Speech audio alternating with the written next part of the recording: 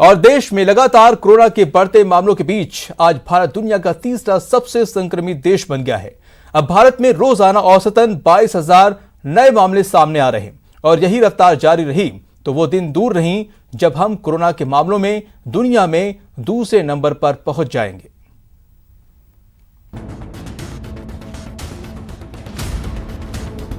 Corona के मामले में भारत ने रूस को पीछे छोड़ा।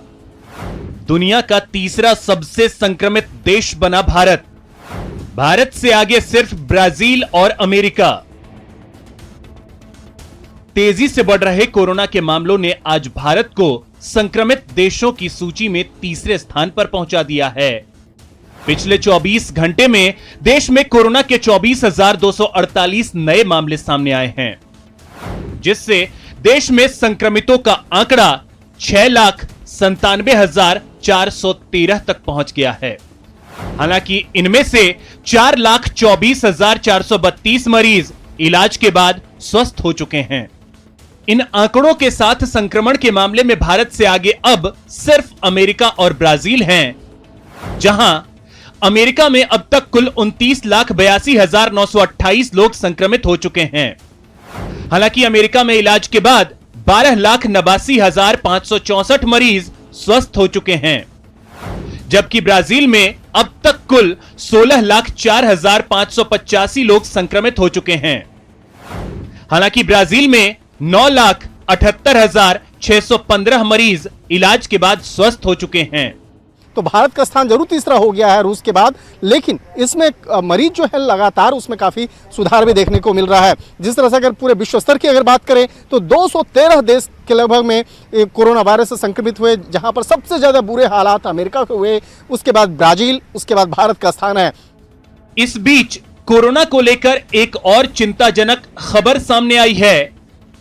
32 देशों के 239 वैज्ञानिकों ने हवा के जरिए कोरोना के फैलने का दावा किया है और वैज्ञानिकों ने विश्व स्वास्थ्य संगठन से अपने दावों पर गौर करने को कहा है। साथ ही WHO से दिशा निर्देशों में बदलाव करने की गुजारिश भी की है। यकीनन यह चिंताजनक स्थिति है, क्योंकि भारत में इन दिनों रोजाना औसतन 22,000 से ज्यादा नए मरीज मिल रहे हैं और हालात ये रहे तो वो दिन दूर नहीं जब हम ब्राजील को पीछे छोड़ देंगे। अगर हमें कोरोना से बचना है तो फिर एहतियात बेहद जरूरी है। कहीं न कहीं इस मामले की गंभीरता को देखते हुए भारत सरकार लगातार बेहतर करने का प्रयास कर रही है। आम लोगों से भी बाकायदा अपील की जा रही है कि इस मामले की गंभीरता को देखते हुए लोग भी सतर्क रहें, जिससे कि कोरोना वायरस को हराया जा सके। ब्यूरो जर्नलिस्ट प्रकाश गुप्ता के साथ शंकर आनंद, न्यूज़ 18 दिल्ली। और चलिए अब एक नजर डालते हैं राजस्थान में कोरोना ग्राफ पर। राजस्थान में भी लगातार कोरोना के जो मामले हैं वो बढ़ते जा रहे हैं और उसकी जो रफ्तार है वो थमने का नाम नहीं ले रही है। मरोदरा में आपको बता दें कि जो इसकी रफ्तार है बहुत तेजी से बढ़ी। 24 घंटे में 731 कोरोना केस आ चुके हैं। प्रदेश में संक्रमितों का आंकड़ा पहुंच चुका है 20,263 तक। प्रदेश में कोरोना से अब तक 459 लोगों की मौत हो चुकी है। वहीं 20,263 में से 15,968 की रिपोर्ट अब तक निगेटिव आ चुकी है और इलाज के बाद राहत की बात यह है कि 15,627 लोग डिस्चार्ज हो चुके हैं। वहीं प्रदेश में अब कुल 3,836 एक्टिव केस हैं, जिनका अस्पताल में इलाज चल रहा है और आज 40 केस जो रिकवर हुए हैं, 37 लोग डिस्चार्ज हो चुके हैं और प्रदेश में प्रवासी पॉजिटिव की जो संख्या है वो 5,480 हो गई है। राजस्थान में कोरोना से जो सबसे अच्छी बात है वो रिकवरी रेट है, वो 80% है। तो बहुत तेजी से अच्छे भी लोग हो रहे हैं, ठीक भी हो रहे हैं, डिस्चार्ज हो जा रहे हैं। जैसे जैसे मामले बढ़ रहे हैं वैसे वैसे अच्छी बात यह है कि रिकवरी रेट भी बढ़ती जा रही है और जिलेवार आप देख सकते हैं क्या कुछ आंकड़े हैं। जयपुर की बात किया जाए तो 3,550 मामले यहां पर आ चुके हैं। जोधपुर में 3,036 मामले अब तक, माफ कीजिएगा 3,066 मामले आ चुके हैं। वहीं भरतपुर में 1,796, पाली में 1,215, उदयपुर में 786, धौलपुर में 768 और कोटा में 745 मामले आ चुके हैं। वहीं नागौर में 727, अलवर में 715 और सीकर में 625 केस अब तक सामने आ चुके हैं।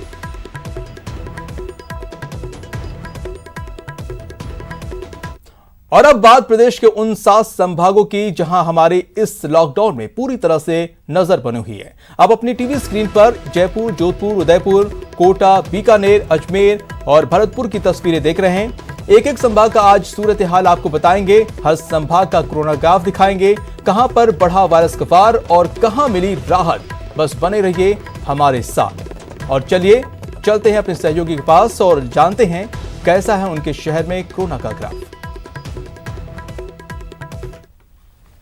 कोरोना मरीजों का आंकड़ा 20,000 को पार कर गया है। जयपुर में कोरोना के 24 नए मामले सामने आए हैं। अब राजधानी जयपुर में कोरोना मरीजों की संख्या 3,550 हो गई है। प्रदेश में कोरोना से अब तक 459 मौतें हो चुकी है। राज्य में कोरोना मरीजों की रिकवरी रेट काफ़ी बेहतर है। 80% से ज़्यादा मरीज स्वस्थ हो चुके हैं। कोरोना के अब तक 15,627 मरीज स्वस्थ होकर घर जा चुके हैं। राज्य में फिलहाल कोरोना के एक्टिव मामले 3,836 है। वहीं मुख्यमंत्री अशोक गहलोत कोरोना को लेकर लगातार समीक्षा बैठक कर रहे हैं। सीएम ने आज भी वीसी के जरिए बैठक की। इस बैठक में निकायों के जनप्रतिनिधि, अधिकारी और सफाई कर्मी जुड़े। इस बैठक के जरिए सीएम ने सभी सफाई कर्मियों से भी संवाद किया। बैठक के दौरान मुख्यमंत्री ने निकायों के कार्यों की सराहना की। बैठक में मंत्री शांति धारीवाल, रघु शर्मा और सीएस राजीव स्वरूप भी मौजूद रहे। इस बैठक में मंत्री रघु शर्मा ने कहा कि प्रदेश में कोरोना की रिकवरी रेट काफ़ी बेहतर है। मामले हालांकि लगातार बढ़ रहे हैं, लेकिन इससे घबराने की ज़रूरत नहीं है। जांचों के आधार पर ही मामले बढ़ रहे हैं, लेकिन जल्द ही कोरोना पर काबू पाया जाएगा। भरतपुर जिले में कोरोना संक्रमण की बात करें तो आज 27 मामले आने के बाद में 1796 मामले पॉजिटिव हो चुके हैं। वहीं रात भरी बात यह है कि इसी के साथ ही अब 1543 पॉजिटिव से नेगेटिव होने के बाद उन्हें छुट्टी दे दी गई है और रोगी अपने घरों पर जा चुके हैं सही होकर।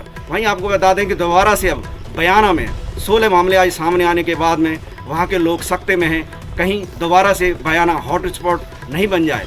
वहीं प्रशासन भी अब सतर्क हो चुका है और जिला प्रशासन भी वहाँ निगाहें गड़ाए हुए है कि बहुत समय के बाद में अब दोबारा से वहाँ पर संक्रमण फैलने से 16 मामले आने के बाद में स्थानीय प्रशासन को निर्देश दिए गए हैं कि वह बाज़ारों में निगाह रखें और जरूरी काम के दौरान ही लोगों को घरों से बाहर निकलने दें। वहीं आपको बता दें कि पहले भी हॉटस्पॉट बनने के कारण काफ़ी महीनों तक बयाना में कर्फ्यू लगाया गया था, जिसके चलते लोगों को खासी परेशानियों का सामना करना पड़ रहा था। वहीं अब लोग भी अब घरों से कम निकल रहे हैं और संक्रमण से बचने के पूरे प्रयास कर रहे हैं। वहीं आपको बता दें कि पुलिस प्रशासन अब दोबारा से सतर्क हो चुका है और ज़िले में हर जगह वह मुनादी करवा रहा है और लोगों को सतर्क कर रहा है कि संक्रमण से बचने के लिए घरों पर रहें। वहीं आपको बता दें कि बयाना के अलावा डीग, कुम्हेर, नदवई, वैर, भुसावर कोई भी ऐसा कोना नहीं है जहां ये संक्रमण नहीं फैल गया अब हो। वहीं प्रशासन भी अब सतर्क हो चुका है और लोगों को सलाह देता हुआ दिख रहा है। वहीं एक बड़ी खबर की बात करें तो डीजी घूस कांड को लेकर चलते 9 कोतवालों को पाबंद किया है और उन्हें जयपुर बुलाया है, जहां उनसे कड़ी पूछताछ चल रही है कि वह भी इस घूस में देने में कहीं डीआईजी का साथ तो नहीं देते थे। वहीं आपको बता दें कि पृथ्वीराज सिंह मीणा यहाँ जांच करने के बाद गए थे और उन्हें यहीं जानकारी मिली थी कि कुछ कोतवाल भी उनके संपर्क में थे जो उनको पैसा उगाकर देते थे। अब आगे देखा जाएगा कि बड़ी मछलियों के साथ छोटी मछलियाँ भी इस शिकंजे में आती हैं या नहीं।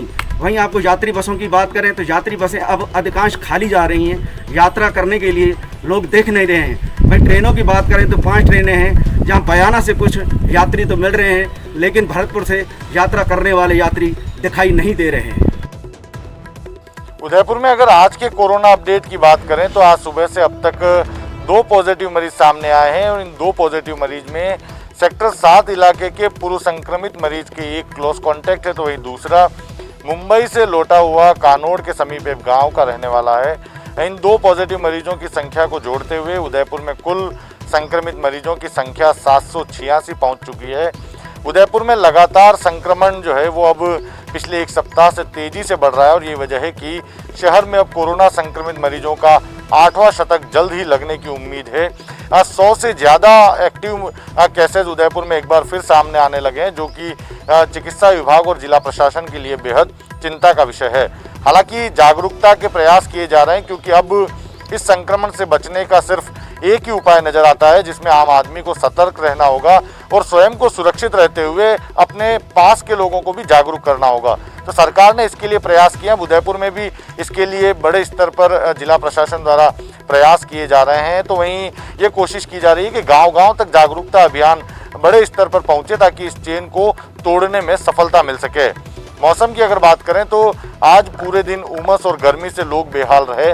कल शाम को तेज बारिश से जरूर थोड़ी राहत मिली थी, लेकिन उसके बाद फिर मानसून की बारिश का लेक सिटी वासी इंतजार कर रहे हैं। सुबह से इंद्रदेव से ये गुहार लगाई जा रही है कि इंद्रदेव इस शहर पर जमकर बरसें, लेकिन मानसून एक सप्ताह पहले दक्षिणी राजस्थान के मार्फत राजस्थान में प्रवेश किया था, लेकिन दक्षिण राजस्थान में अब तक मानसून की सिर्फ 2 बारिश दर्ज की गई है। तो कमजोर मानसून से लेक सिटी के बाशिंदे तो चिंतित हैं ही, साथ ही किसानों के चेहरे पर भी चिंता की लकीरें देखी जा रही है। दूसरी ओर आज फिर एक सुखाड़िया सर्कल पर बड़ा पेड़ धराशायी हो गया। मानसून पूर्व नगर निगम ऐसे कमजोर और जर्जर अवस्था के पेड़ों को चिन्हित करता है और उन्हें हटाने की कार्रवाई करता है, लेकिन शायद नगर निगम के सारे दावे खोखले साबित हो रहे हैं, क्योंकि 2 दिन पहले भोपालपुरा इलाके में पीपल के पेड़ का एक बड़ा भाग नीचे गिरा और स्कूटी सवार 2 लोगों पर यह पेड़ गिरा, जिसमें एक व्यक्ति की मौके पर मौत हो गई, तो वहीं महिला गंभीर रूप से घायल हुई थी। सुखाड़िया सर्कल पर यह हादसा सुबह हुआ है। हालांकि उस समय कोई भी व्यक्ति सुखाड़िया सर्कल पर मौजूद नहीं था, लेकिन सुखाड़िया सर्कल एक बड़ा पर्यटन स्थल है, तो ऐसे में सुबह शाम वहां पर मॉर्निंग और इवनिंग वॉकर्स की भारी भीड़ रहती है। यदि यह हादसा इस दौरान होता तो बड़ी जनहानि होने की भी संभावना थी। बीकानेर में भी कोरोना संक्रमण का खतरा अब बढ़ता ही जा रहा है, लेकिन आज बीकानेर के लिए राहत की बात रही कि अभी तक केवल मात्र 3 पॉजिटिव ही केस सामने आए हैं। अब पॉजिटिव केस का आंकड़ा जो है वो बढ़कर 495 हो गया है, तो वहीं 19 लोगों की कोरोना संक्रमण से मौत हो गई है।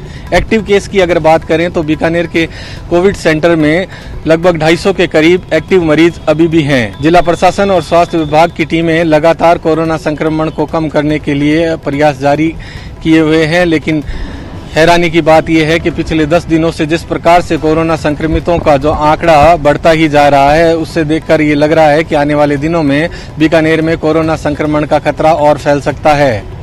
इसी के तहत जिन जिन इलाकों में कोरोना पॉजिटिव मरीज पाए जा रहे हैं वहां पर जिला प्रशासन की ओर से कर्फ्यू भी लगाया जा रहा है। वहीं आज जिला पुलिस अधीक्षक के रूप में प्रहलाद सिंह ने अपना पदभार ग्रहण किया। इस अवसर पर प्रदीप मोहन शर्मा ने उन्हें कार्यभार सौंपा और पुष्प गुच्छ देकर उनका स्वागत किया।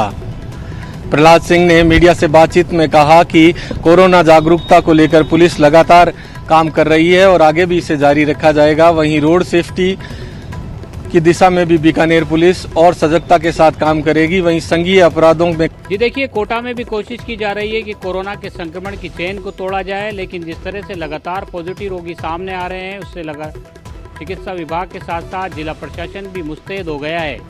आज फिर जो रिपोर्ट आई है उसके मुताबिक 6 और रोगी सामने आए हैं। कोटा में पॉजिटिव रोगियों की संख्या 742 हो गई है, जबकि कोटा मेडिकल कॉलेज से आ रही लगातार राहत की खबरों के बीच आज फिर राहत की खबर यह है कि 24 ऐसे रोगी हैं जो स्वस्थ हो गए हैं, जिनको अस्पताल से डिस्चार्ज कर दिया गया है, जिसमें 22 कोटा के हैं, 1 बूंदी और 1 12 का रोगी है। शहर की दूसरी बड़ी खबरों की बात करें तो कल जिस तरह से वीरांगना ने विधायक भरत सिंह पर आरोप लगाया था कि वो शहीद की प्रतिमा को लगाने के विकास कार्य को लेकर के रोड़ा अटका रहे हैं, उन सब के बीच आज सांगोद के जो कॉलेज है उसमें शहीद हेमराज की प्रतिमा को स्थापित कर दिया गया है।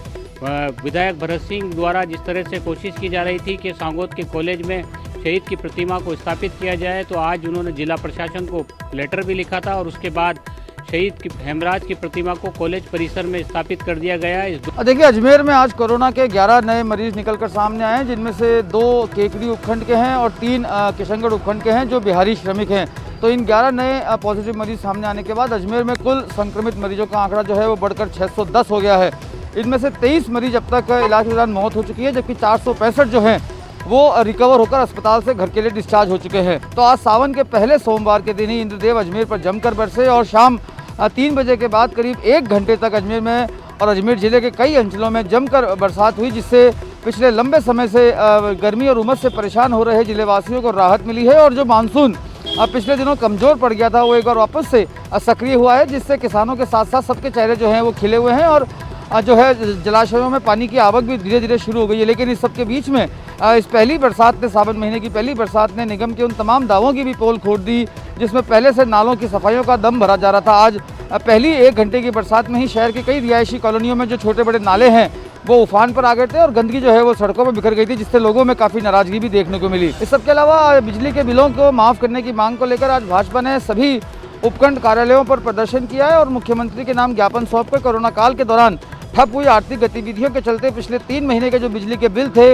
उन्हें माफ़ करने की मांग भी की है। इसके अलावा जिले में पानी का संकट जो है, पीने के पानी का संकट वो लगातार बरकरार है। आज अजमेर के वार्ड नंबर 58 के लोगों ने जलदाय विभाग पर जमकर प्रदर्शन किया। और देखिए, जोधपुर की बात करें तो आज चिकित्सा विभाग की ओर से जारी की गई रिपोर्ट के अनुसार आज जोधपुर में 7 नए कोरोना संक्रमित मरीजों की पहचान हुई है। इसके अलावा अब तक जोधपुर शहर में 3012 मरीज चिन्हित किए जा चुके हैं, जिनमें से करीब 2510 मरीजों को इलाज देकर पूर्ण रूप से स्वस्थ प्रदान किया गया और छुट्टी दे दी गई है। जोधपुर शहर में अब 502 कोरोना संक्रमित मरीज आज भी मौजूद है जो होम क्वारंटाइन और अस्पताल में इलाज ले रहे हैं। अब तक शहर में 57 कोरोना संक्रमित मरीजों की मौत हो चुकी है। बात करें तो आज सावन का पहला सोमवार है। शहर के शिवालयों में हर हर महादेव गूंजा। इसके अलावा शहर के शिवालयों में आज ज्यादा श्रद्धालुओं की भीड़ एकत्रित नहीं होने दी गई। मंदिरों की ओर से पहले ही एडवाइजरी जारी कर दी गई कि लोग मंदिर में न आए और घर पर ही अपना पूजा पाठ करें। जोधपुर के नए जिला कलेक्टर इंद्रजीत सिंह ने आज अपना पदभार संभाला। पत्रकारों से वार्ता करते हुए उन्होंने बताया कि शहर में कोरोना संक्रमण को रोकना उनकी प्रथम प्रायोरिटी रहेगी। इसके अलावा जोधपुर शहर के पहाड़ों पर हो रहे अतिक्रमण को लेकर उन्होंने कहा कि नगर निगम, दोनों ही नगर निगमों को वो निर्देश देंगे और समन्वय से काम करके जोधपुर शहर में हो रहे अतिक्रमणों को जो है खत्म करने की दिशा में काम करने का वे निर्देश प्रदान करेंगे। आज संभागीय आयुक्त समित शर्मा ने भी जो है पदभार ग्रहण किया। उन्होंने कहा। और इस वक्त बड़ी खबर प्रतापगढ़ से आ रही, जहां पर विधायक रामलाल बीड़ा को गोली से मारने की धमकी मिली है। जी हां, फेसबुक आईडी के जरिए ये धमकी मिली है। विधायक समर्थकों में आक्रोश है। बीजेपी नेता पर फर्जी आईडी के जरिए धमकी का आरोप, समर्थक कर रहे हैं प्रदर्शन की तैयारी। तो बड़ी खबर इस वक्त की प्रतापगढ़ से, जहां पर विधायक रामलाल बीड़ा को गोली मारने की धमकी दी है। फेसबुक आईडी के जरिए ये धमकी मिली है। विधायक के समर्थकों में आक्रोश है, इसे लेकर बीजेपी नेता पर फर्जी आईडी के जरिए धमकी का आरोप है। और कोटा से खबर आ रही, जहां पर एसबीआई में चोरी की कोशिश की गई है। एसी को गिराकर चोरी की कोशिश की गई। स्ट्रांग रूम को खोलने की कोशिश की गई है। सीसीटीवी में कैद हो गया है पूरा आरोपी और पुलिस आरोपी की तलाश में जुटी हुई है। तो कोटा से खबर, जहां पर एसबीआई में चोरी की कोशिश की गई। एसी को गिराकर कोशिश की गई चोरी की। तस्वीरें भी आप देख सकते हैं। फ्लोर पर है, उसकी पीछे खिड़की में विंडो एसी को गिराकर और एक व्यक्ति अंदर घुसा और फिर उसने सब रैकों की और उस कमरों की तलाशी ली और जो स्ट्रांग रूम है उसको खोलने के लिए चाबियां वगैरह लगाने का प्रयास किया, लेकिन वो सफल नहीं हो पाया। जिसकी जानकारी सुबह मिली, जिस पे हमारी टीम वहाँ पहुंची। हमने वहाँ के सीसीटीवी फुटेज वगैरह लिए हैं और आसपास भी। इसके साथ इस बुलेटिन में इतना ही। नमस्कार।